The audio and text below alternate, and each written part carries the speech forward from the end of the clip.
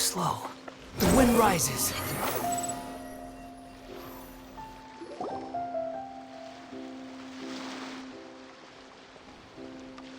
Huh? Wait, you're that blonde traveler who's on a journey to all corners of Teyvat, right? Who's asking? Do you need something from us? You bet I do. I was worried I wouldn't be able to find you. I have a letter for you, you see. It's from another Outlander. He was a crafty fellow, let me tell you. Took advantage of a loophole in our mailing system by opting for guaranteed delivery, then filling in the most obscure mailing address I've ever seen. Well, we are always on the road, so yeah, it's pretty tough to get mail to us unless we happen to go to the post office on a whim.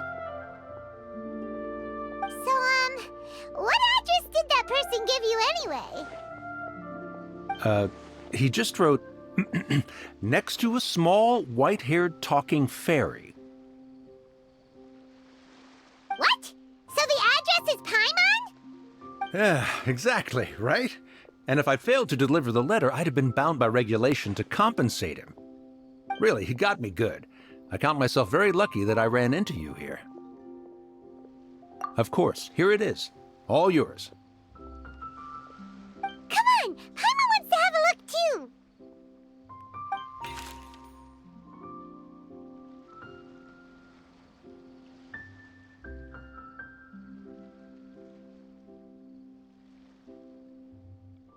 Kaya, huh?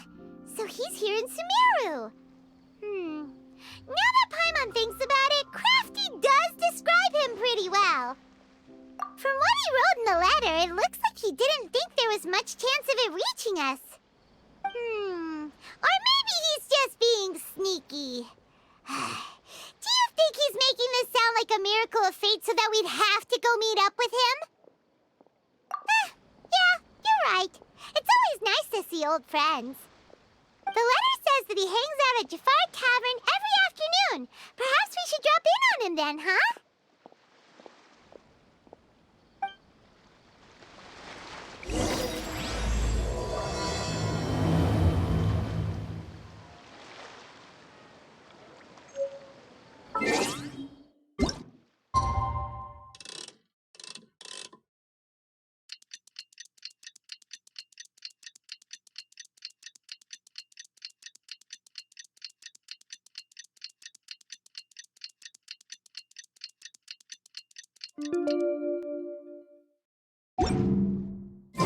Kaya should be at Jafar Tavern right now. Let's go see him.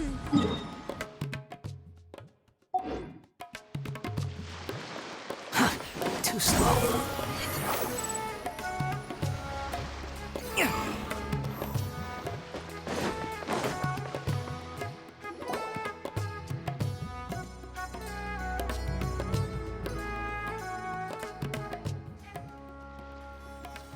I'll have something I haven't tried yet, boss. Sorry, sir. I'm afraid you've already tried every type of liquor we serve. Oh? Well then, just the bill, please. It's just as well, I suppose. I do have other matters to attend to. Kaya, you're really here! Paimon half thought you were playing some sort of prank on us. Hey, Paimon, traveler. Looks like the gods smile upon me after all. And come now, I wouldn't joke about wanting to see my good friends. Wait a second. You must be here on official business, right? What do you think you're doing spending every afternoon drinking at the tavern? You itching for a lecture from Jean? Not at all. The acting Grand Master positively terrifies me. Why would I ever do anything that might displease her? The truth is, I'm in Sumeru to learn about the alcohol industry here. So despite how it might look, I'm actually at Jafar Tavern for strictly business purposes. Sumeru's spices are famous the world over, and it's long been rumored that this fine establishment was where a certain very popular spiced cocktail was invented. That's why the Knights sent me, their foremost expert in alcoholic beverages, to come and see if it is as good as the rumors say. And how did that go? So far, so good. I'm already in talks with some spice merchants in Port Ormos about some potential collaboration. Yeah, that does sound like a great business opportunity. Guess Don Winery and Master D-Luke are gonna make a tidy sum from this one too, huh? Well, let's not get ahead of ourselves. Whether this lucrative opportunity gets passed along to Don Winery or not depends on how nice I'm feeling. Hey, using your job to settle personal grievances isn't very knightly, Captain! Oh? What makes you say that? Very sharp of you. I wouldn't say I'm familiar, though. I just came here on the sly once, when I was very young. And? Do continue. Do I have to? When I said we could talk about the old times, digging up my past wasn't exactly what I had in mind. Well, all right, since you're so interested. Like I said, I was very young then. Don Winery had only just taken me in. I overheard my adoptive father talk about sending a team of merchants to Sumeru during a business meeting. I'm sure you'll agree that everyone's curious about their roots on some level. And my roots? They're in Conria, which is said to have been located deep underground, somewhere near Sumeru. And so I stowed myself away amidst the cargo, and silently joined the merchant delegation on their trip to Sumeru. But it wasn't long before the merchant delegation received news that I'd gone missing. Their leader promptly found me, and before I knew it, my adoptive father was dragging me back home by the ear. It was a short-lived adventure. Sorry I don't have a more thrilling story for you. Honestly, not much. The only reason I knew that Conria was near Sumeru is because I happened to read that in a book when I was young. My life had less and less to do with Conria as I grew up, and so I started caring less as well. I used to believe that I had inherited some sort of duty from my father.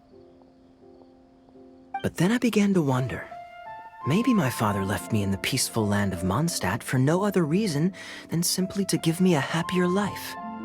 A happy life sounds good to me, of course, even if it means being cut off from certain things. This is obviously all speculation.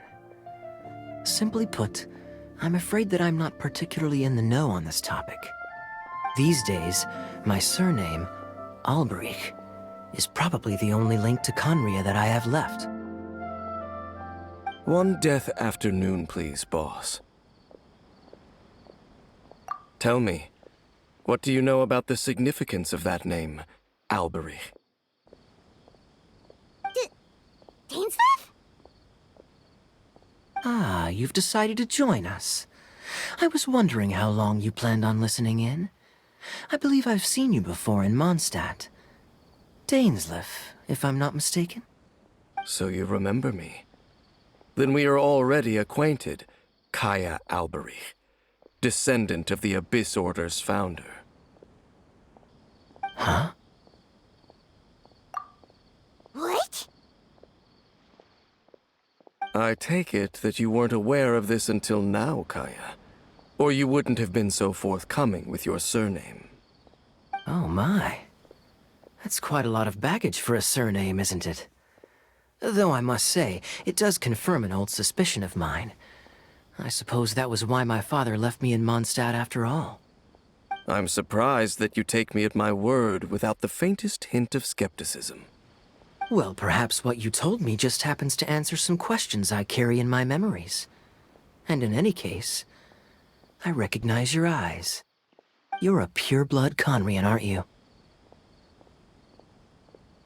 Very clever.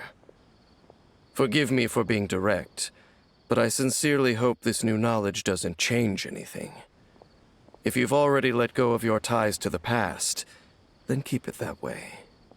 Kaya, you're not involved with the Abyss Order in any way, are you? Hey, hold on now. This conversation has taken a rather sudden turn for the deadly serious. And I'm afraid that as someone from Mondstadt, I'm not accustomed to this sort of atmosphere. So what if I know my ancestry? Do I strike you as the type who would be bound by that kind of thing? Relax. I'll be just as delighted to hunt down the Abyss Order tomorrow as I have always been. Either way, looks like we're out of time. I've got a spice merchant to meet in a minute, so I'll leave the three of you to carry on the conversation without me. Well, alright then. You go do your thing, Kaya. See you around. And Dainsleif, no need to listen in from the sidelines next time we meet. Let me buy you a drink. You don't really trust him, do you, Dane? You're both from Conria, but you get on like oil and water. The fact is, I still do not know him well. It would be meaningless for me to jump to conclusions. But can a person truly be unaffected by their ancestry? This remains to be seen. Well, I suspect that they call your sister their princess, precisely because there is a succession of sorts. Oh, so if she was the founder, she'd be the queen, right? I mean to investigate the Loom of Fate. Do you remember that name? Yeah, the Abyss Order's evil plan! We learned about that back in Mondstadt. Not new. Not exactly. My memories suffer from erosion. But while I was recovering my health recently, I suddenly remembered something. Your sister. She mentioned the Loom of Fate back when we traveled together. Apparently so. I was also quite surprised when these memories tallied up. I recall that we were traveling to Sumeru when the matter was brought up. So, you're going to the place that she mentioned back then? Correct. At that time, they must have been introduced in one way or another to this concept. If I recall correctly, we were somewhere in Avidya Forest then. Well, what are we waiting for? Let's go! Maybe we'll discover some secret that's lain hidden for hundreds of years! No. Now is not the time. No, it's just... I'm still waiting for my drink.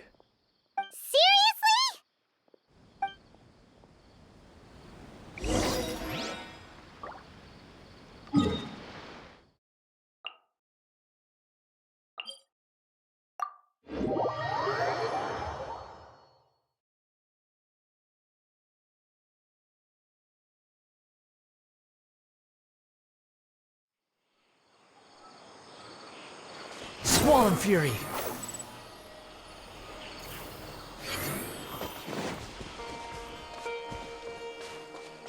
Quit following me!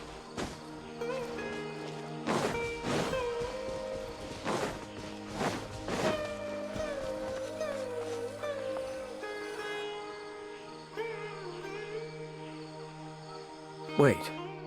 This place, it's familiar. What about it? It looks pretty normal to Paimon. Was it like this hundreds of years ago, too? Yes. The forest has barely changed from how I remember it. There is very little human activity here, after all. Let's search the area and see what we can find. Is this a field? It must belong to whoever owns that house over there. But it looks like it's been abandoned for a long time. You could be forgiven for thinking nothing was ever grown here. Or, wait, maybe nothing ever was grown here. It's an extinguished bonfire. Forest rangers, perhaps? Looks like it's been ages since it was last lit. And clearly they put it out carefully to prevent a forest fire, too. That's responsible. Nothing else stands out in this area. All that's left is that building. Come on. Wait, we're just gonna go barging in? What if someone's home? Unlikely. There are no signs of life in this area. We should be able to enter without incident. If you say so. Well, you lead the way then, Dane.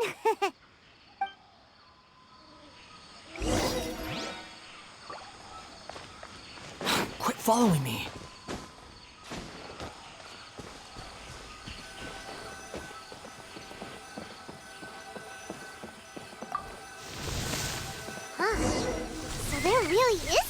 going home.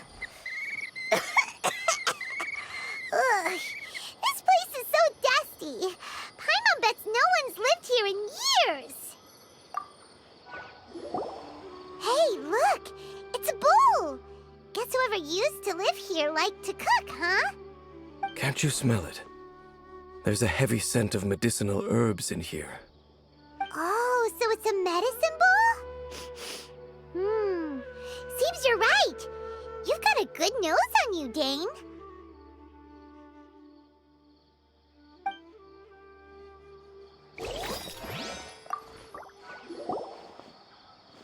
There's a box over here. Why don't we open it? And by we, Paimon means you. Paimon's just scared that whatever's inside might bite her fingertips off. Huh? This is a mirror. It's broken, too. Was this a makeup box? That's kinda disappointing. Paimon was hoping we'd uncover some super big secret, especially after Dane talked this place up.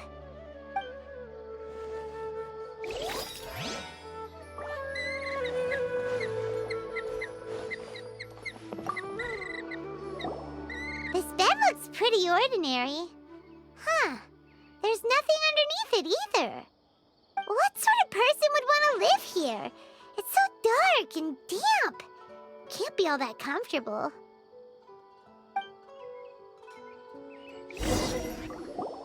Doesn't look like there's anything else worth our attention here. You sure we're in the right place, Dane? My memories are quite foggy, but my subconscious and instincts both assert that something once happened here. But we'll exhaust ourselves if we search aimlessly. I hear noises outside. Let's go and check. Noises? Is it... It's not much. Just some minor adversaries.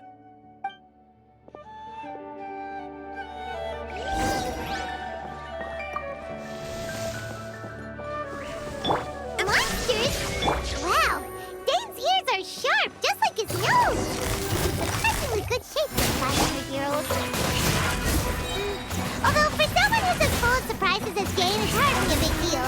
Anyway, let's beat up these monsters!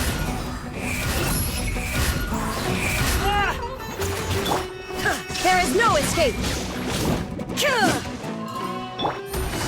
Quietly now. Go.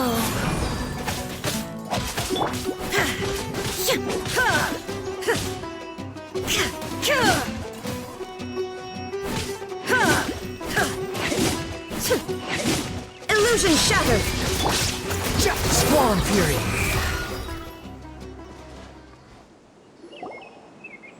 I doubt that the appearance of those monsters was wholly random. There must be something nearby that attracted them. A ley line anomaly, perhaps. Okay. I'll go slightly further out to investigate any issues with the nearby ley lines. I might be a while. You should wait for me here. What? You're going alone? You better not be trying to keep some secret from us. Your suspicions are as banal as they are unwarranted. I merely think that this house should remain the focus of our investigation, and as such, someone ought to stay here and keep an eye on it. Not to mention that if even forest rangers are capable of investigating ley lines, I will be more than able to handle it alone. Fair enough. Guess we'll just camp out here then. Good thing there's a fireplace over there. Let's make ourselves something to eat. All this running around has made Paimon real hungry.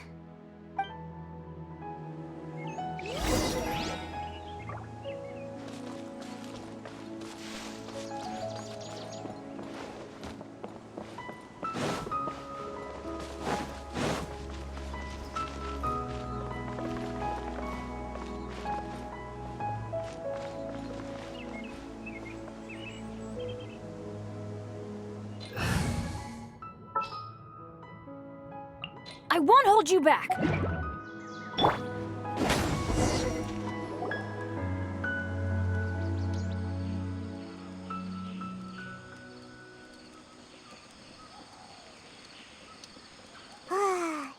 cooking is as good as ever. Even if there was no other reason, the food alone would be enough for Paimon to stick with you. Changing the subject, Dane's taking forever. He said that there might be an issue with the nearby ley lines. How bad do you think it could be?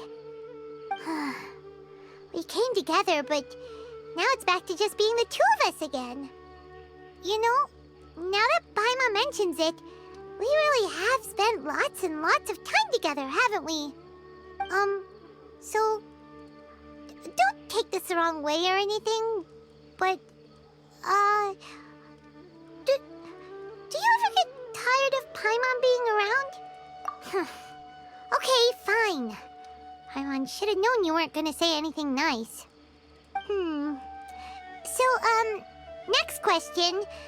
Don't know if it's okay to ask this, but Paimon's curious. What was it like traveling with your sister?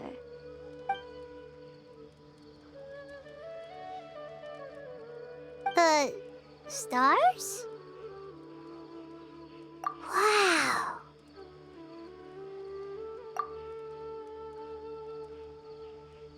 Yeah, Paimon understands. Being separated without even knowing the reason why, it's just terrible. But we'll find the truth together. Sure as Paimon's your guide. Just you wait, Heavenly Principles, and you too, Teyvat. You know what? We've talked too long about this sad stuff. Let's talk about something happy instead, 'cause if you're sad, Paimon... All right. It's getting dark, so why don't you rest? Paimon will take first watch. Don't worry, no monster's gonna come and eat you up. Oh, come on! Don't say that! Paimon just wants to look after you for once. Nighty-night. Go on, chew. Off to sleep.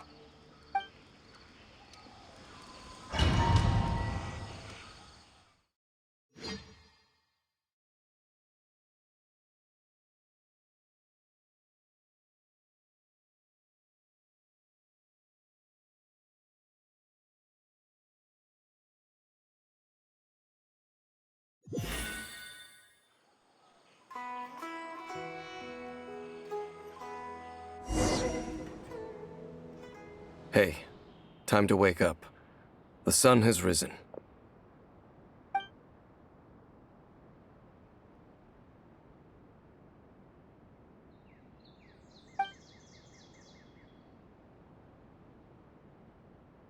What a deep sleeper.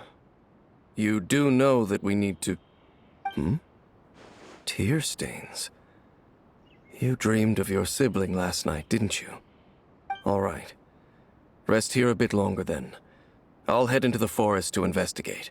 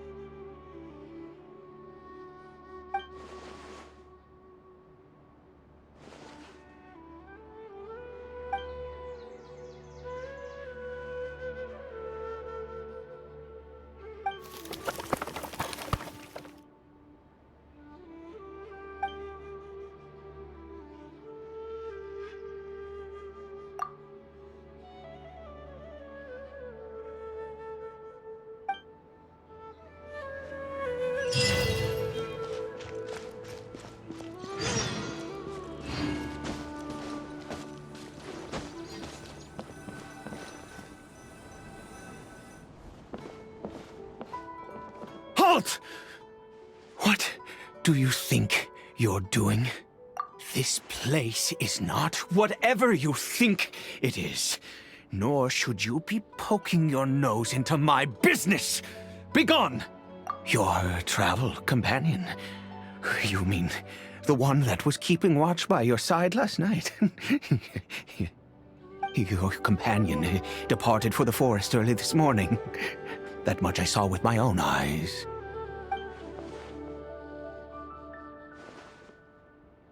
What business is that of yours, All you need to know is that I claimed this place first, and what I do here is none of your concern. Do I make myself quite clear? Leave.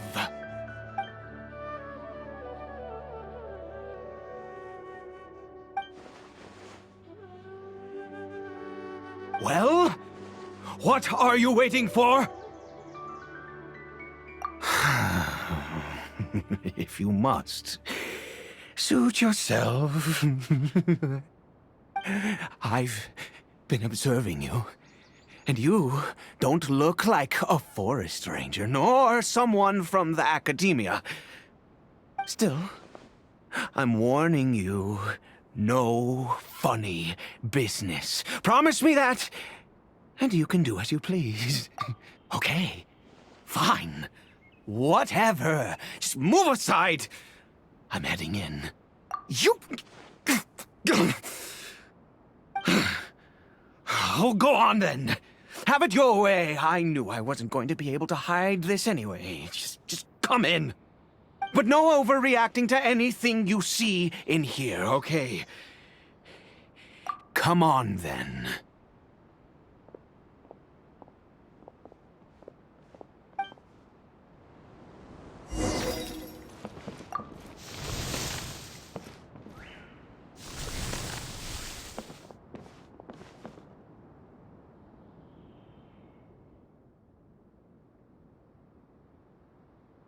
Mind your own business. And don't worry, he isn't aggressive. How could he be? He was too young for anything like that. So don't you lay a finger on him. Just find yourself a corner to rest if you're tired. Huh? You know Conria? Who are you, exactly? And how do you know I'm from Conria?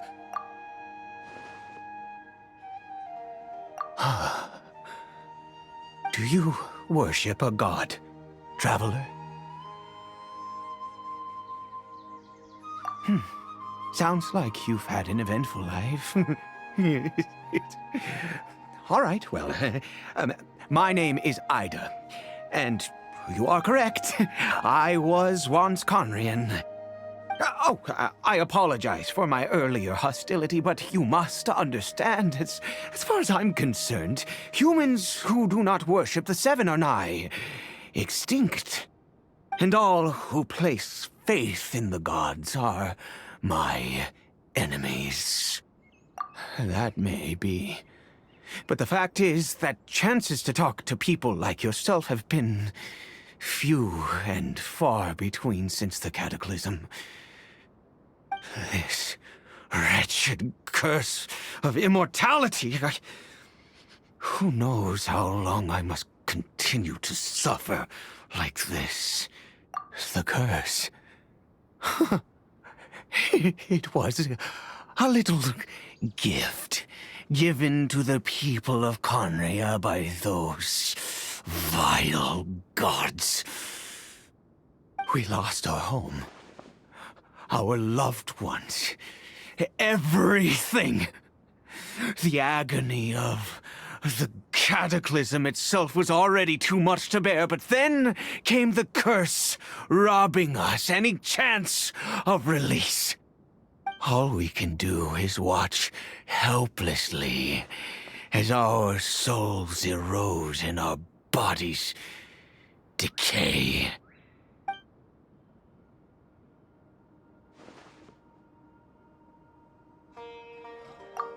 Because, although Conria began with a single bloodline, it was a home to others too. Any who forsook their gods and came to Conria were welcomed as our fellow citizens. When the cataclysm came, we pure-blood Conrians were declared the greater sinners. Upon us the gods placed the curse of immortality. But Those whose ancestry belonged to the domains of other gods were punished with the curse of the wilderness as they fled, turning them into monsters. He is Caribet, my illegitimate son. How times have changed. I can say that out loud with no consequence now, but it was once a matter of unspeakable shame. I was a noble of Conria. I resented the life that my family had arranged for me. Then, one day, I met a beautiful woman amongst the people. Her roots were in Mondstadt, but that mattered not to me. It was love at first sight. Caribet faced great hardship from the very moment of his birth. All due to my selfish desires, and I was never able to be there by his side for any of it. After all that, he turned into a hilichurl right before my very eyes. I always owed him much, and now, at least I can finally be close to him.